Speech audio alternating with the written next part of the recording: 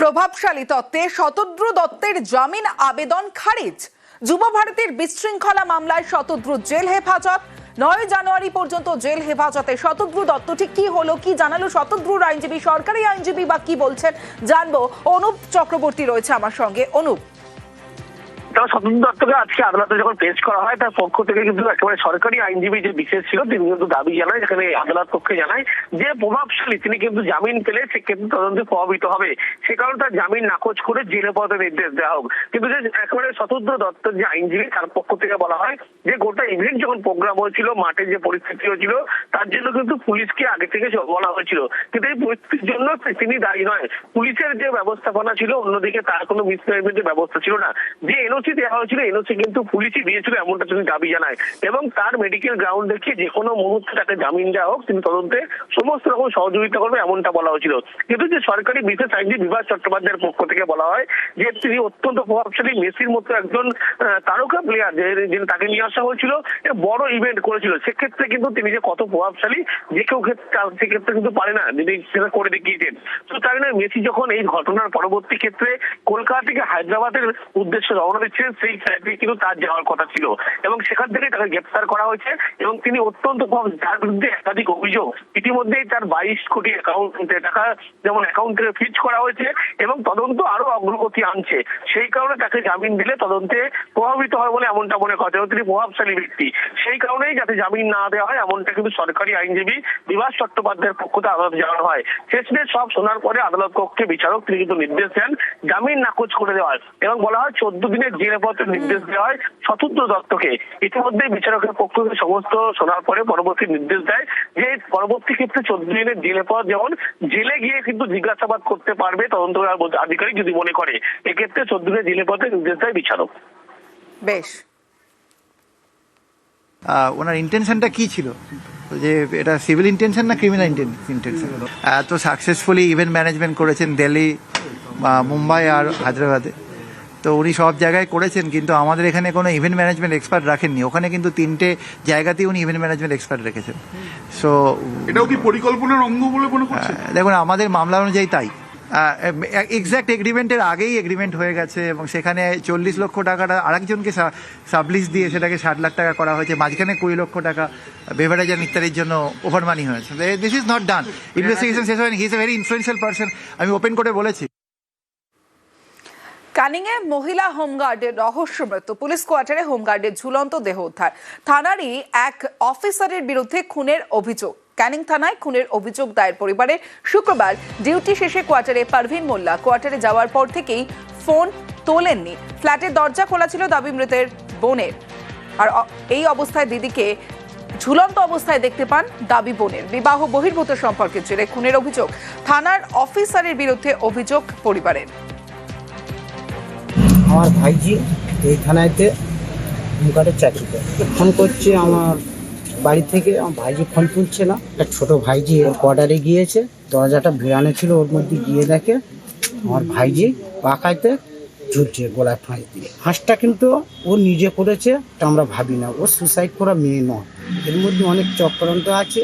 আর ওই যে অফিসারটার নামটা কি, আমার ভাইজির একটা সম্পর্ক ছিল। পরে শুনলাম তো ওর সাথে একটু ঝামেলা হয়েছে, আমার সম্ভাবনা তুই মেরে দিয়েছে।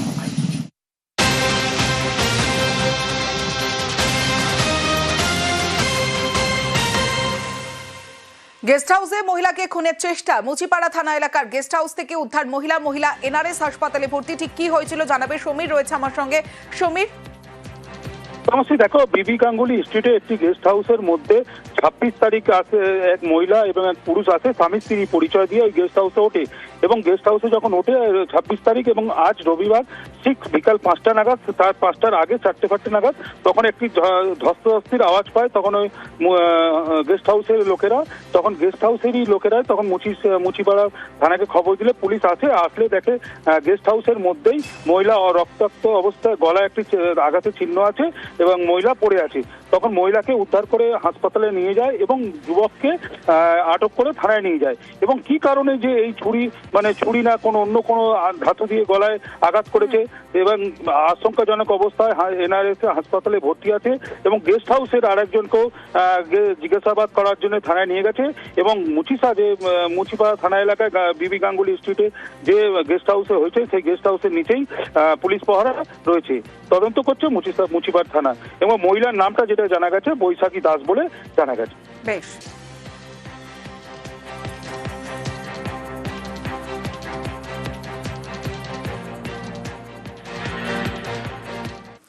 অন্ডালের খাস কাজরায় ফের ধস, খনি লাগোয়া এলাকায় ফের ধস, ঘন জনবসতি এলাকায় ধসে আতঙ্ক। ইসিএল এর আবাসনে একাধিক বাড়িতে ফাটল, আতঙ্কে ঘর ছাড়ছেন স্থানীয়রা। ধস বিধ্বস্ত এলাকা ঘিরে দিয়েছে ইসিএল কর্তৃপক্ষ। अभी आप लोग सामान लेकर कहाँ जाइएगा? दूसरा जगह कहीं जाके चालान हम रहना होगा अभी। यहाँ कितने साल से रह रहे थे आप लोग? यहाँ बहुत साल से रह रहे हैं, 40 साल हो गए। 40 साल। तो अभी आप लोग क्या माने आतंक में जो घर जो टूटा हुआ है आप लोग का इधर फट गया है, उसके लिए क्या बोलिएगा? क्या बोलेंगे, कहीं हम लोग को रहने की व्यवस्था करें, कोई उपाय लगाए हम लोग। तो डीएम साहब वही रास्ता के बारे में बोले तो रास्ता देख लिए, कल से उसको सामने ही 100 मीटर के अंदर दायरे में ही घर है, वो लोग के लिए क्या? वो लोग के लिए अल्टरनेट तो कुछ तो हम जुगाड़ देख रहे हैं, मैनेजमेंट से, टॉप मैनेजमेंट से बात करें, वो सब जल्दी। ये बार बार धस होने का कारण क्या है? चलिए ये सब कारण मेनली है कि ये पुराना माइंस है और इसका डेप्थ बहुत कम है। डेप्थ हमको लगता है कि 20 से 25 मीटर के अंदर में ही जितना चला हुआ, तो उसी वजह से हम सब सफ़र कर रहे हैं। उसके लिए हमने तो क्वार्टर के लिए बहुत सारा क्वार्टर है, उसके लिए हम जितना जल्दी हो सके क्वार्टर में शिफ्ट करेंगे। চা খেতে গিয়ে আক্রান্ত মৃত্যু, মত্তদের হামলায় জখম সিভিক ভলেন্টিয়ারের মৃত্যু। খড়গপুরের ঘটনায় গ্রেফতার করা হয়েছে মূল অভিযুক্ত সহ দুজনকে। কোথা থেকে কিভাবে গ্রেফতার জানবো, আমার সঙ্গে শঙ্কর রায় রয়েছে। শঙ্কর, দেখো 15 তারিখ রাত্রে 2টো নাগাদ সিভিক ভলেন্টিয়ার তার 2 বন্ধুকে নিয়ে চায়ের দোকানে চা খেতে গেছিল। তখনই এই মদ্যপ্ত কয়েকজন যুবক সেখানে এসে দাঁড়ায়, তাদের সরে যেতে বললে তিনি সরেননি, বরঞ্চ তাকে মারধর করে এবং রাস্তায় ফেলে থেকে বেধড়ক মারধর করে। তার মাথায় চোট পায়, তাকে প্রথমে খড়গপুর মহকুমা হাসপাতালে নিয়ে যায়। সেইখানে তার শারীরিক অবস্থার অবনতি হলে তাকে কাটাকে নিয়ে যায়, সেইখানে গতকাল তার মৃত্যু হয়েছে। এরপরেই সেই মৃত্যুকে কেন্দ্র করে আজ রাজ্যের বিরোধী দলনেতা সেখানে খড়গপুরে পৌঁছেছে এবং এই যে দোষী এই ঘটনায় পুলিশ যেদিন এই ঘটনা ঘটেছিল সেদিনে 2জনকে গ্রেফতার করেছিল। বেশ কয়েকজনও এখনো অধরা রয়েছে। এই অধরা ব্যক্তিদের খোঁজে অবিলম্বে গ্রেফতার করতে হবে এই দাবি তুলে এই যে উদয় রাও যার সিভিক ভলেন্টিয়ার, তার বাড়ি থেকে বলা যায় যে প্রায় 10 কিলোমিটার খড়গপুর টাউন থানা অবধি তিনি পদযাত্রা করেন। পরে খড়গপুর টাউন থানার বাইরে এসে তিনি বিক্ষোভ করে তিনি বলে দিয়ে যান যে আগামী 31 তারিখের মধ্যে যদি এই মূল অভিযুক্তদের গ্রেফতার না করা হয় তাহলে এক তারিখে প্রায় 20,000 হিন্দু লোকদের নিয়ে খড়গপুরে মিছিল বা করা এবং বিক্ষোভ করা হবে বলে তিনি হুঁশিয়ারি দিয়ে গেছেন। যদিও এই ঘটনা যেদিন এই ঘটনা ঘটেছিল সেই দিনই পুলিশ এই ঘটনার সঙ্গে মূল অভিযুক্ত 2জনকে গ্রেফতার করেছে। আরো যে 3-4 জন যারা রয়েছে তাদের খোঁজে তল্লাশি শুরু হয়েছে। বেশ।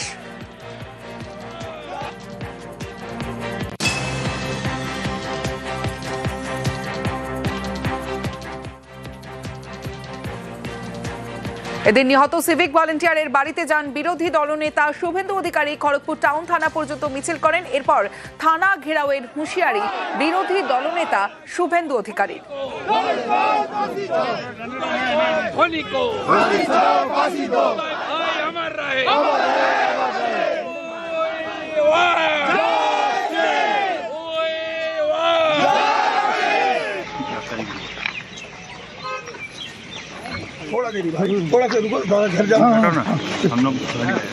সম্পূর্ণভাবে সিসিটিভিতে দেখা যাচ্ছে এখানকার তৃণমূল কাউন্সিলর ফিদা হোসেন তার বাহিনী এই নৃশংস খুন করেছে। জাভেদ সহ মূল অ্যাকিউজডরা কেউ গ্রেপ্তার হয়নি। এফআইআর কাকে দিয়ে লিখিয়েছে পরিবার এখনো জানে না। পুলিশ যদি পরিবারের কাছ থেকে স্টেটমেন্ট নিয়ে ভিডিও ফুটেজ অনুযায়ী ফিদা হোসেন অ্যান্ড হিজ গ্যাংকে গ্রেপ্তার না করে তাহলে নিশ্চিত থাকুন বৃহত্তর সংগ্রাম হবে। 31 তারিখের মধ্যে যদি পুলিশ অ্যাকশন না নেয় স্থানীয় স্তরে ধ্বজ নিয়ে বিক্ষোভ হবে। 1 তারিখ থেকে আমি নিজে মাঠে নামব। সমবায় ভোটে তৃণমূল বাম জোটের জয়। ৯ আসনে জয়ী তৃণমূল বাম জোটের জয়। পূর্ব মেদিনীপুরের চণ্ডীপুরে সমবায় ভোট, গোবর্ধনপুর সমবায় সমিতির ভোটে জোটের জয়। সমবায়কে বাঁচাতেই জোট বলে দাবি তৃণমূলের।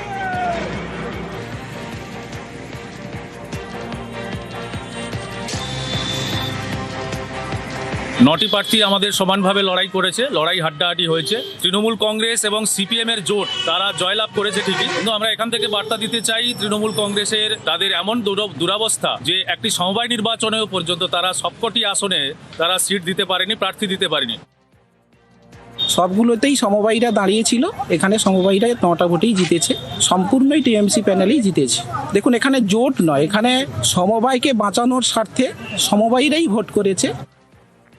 অন্যদিকে নদিয়ার কালীগঞ্জে সেখানেও সমবায় ভোট, আর সেই সমবায় ভোটে জয়ী সিপিআইএম। 9 আসনেই সিপিআইএম প্রার্থীর জয়।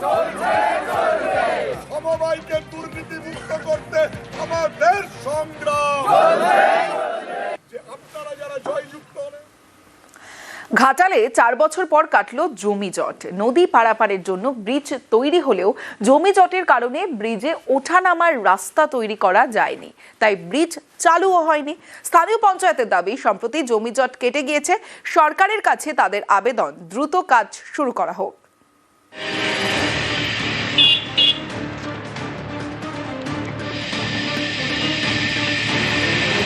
পশ্চিম মেদিনীপুরের ঘাটাল, এখানকার মনসুকা দিয়ে বয়ে গিয়েছে ঝুমি নদী। এই নদী পেরিয়েই মনসুকার কয়েক হাজার বাসিন্দাকে ঘাটাল শহরে যাতায়াত করতে হয়। যাতায়াতের একমাত্র ভরসা সাঁকো। যাতায়াত পিছু সাধারণ মানুষ বা সাইকেল বা মোটর সাইকেল একটা অর্থ দিয়ে প্রত্যেকটা মানুষকে পারাপার হতে হয়, এবং মাল পরিবহনের ক্ষেত্রেও বিরাট সমস্যা।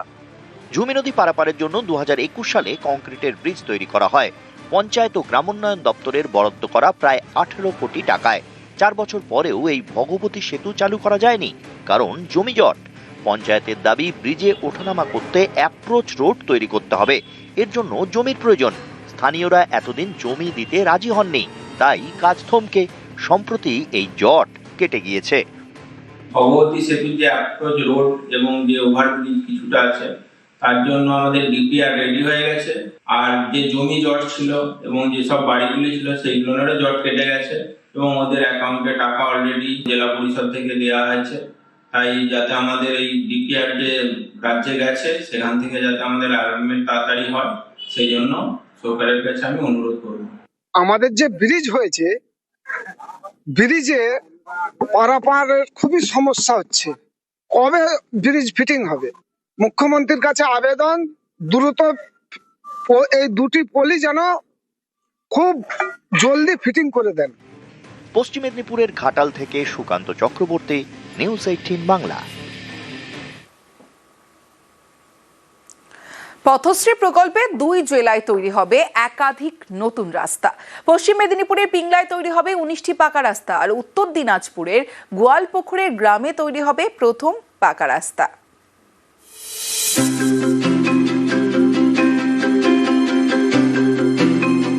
পশ্চিম মেদিনীপুরের পিংলা, এই ব্লকের 10টি গ্রাম পঞ্চায়েত এলাকায় তৈরি হবে পথশ্রীর রাস্তা। 19টি রাস্তার জন্য বরাদ্দ করা হয়েছে প্রায় 3,65,00,000 টাকা। শুক্রবার রাস্তার কাজের শিলান্যাস করা হয়। দুটো স্কুলের বাচ্চারা বেরিয়ে যায়, পুরো গ্রামের লোক এই রাস্তা দিয়ে বের হয়। তার জন্যই এই রাস্তাটা খুবই প্রয়োজন ছিল, অনেক সাশ্রয়, অনেক। পঞ্চায়েত সমিতিকে 19টা রাস্তা অ্যাপ্রুভাল দিয়েছিল। 19টার মধ্যে 8টা রাস্তা ম্যাচিওর, টেন্ডার ম্যাচিওর হয়েছে। বাকি রাস্তাগুলো আগামী সপ্তাহ ম্যাচিওর হবে। আর এই 19টা রাস্তার টোটাল লেন্থ 12 কিলোমিটার আছে, আর টোটাল কস্ট হবে 3.156 crore।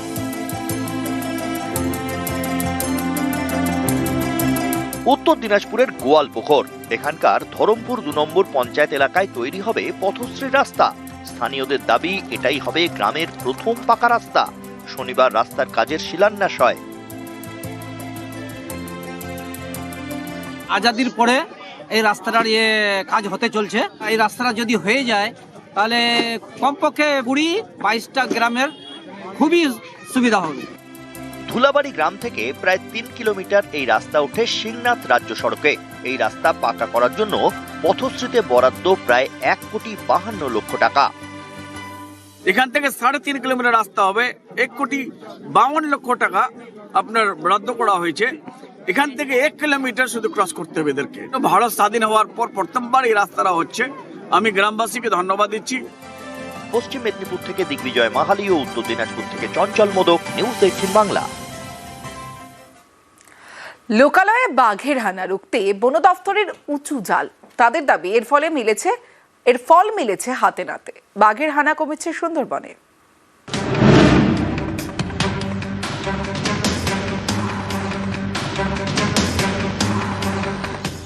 এটা তাদের এলাকা। কখনো তারা ছুটে বেড়ায়, কখনো জলে খেলে। দক্ষিণ রায়, দক্ষিণ 24 পরগনার সুন্দরবন, যেখানে বাঘের ভয়ে সন্ধে হয়, সকালও হয়। এবছর নানা সময়ে সুন্দরবনে বাঘের দেখা পেয়েছেন পর্যটকরা।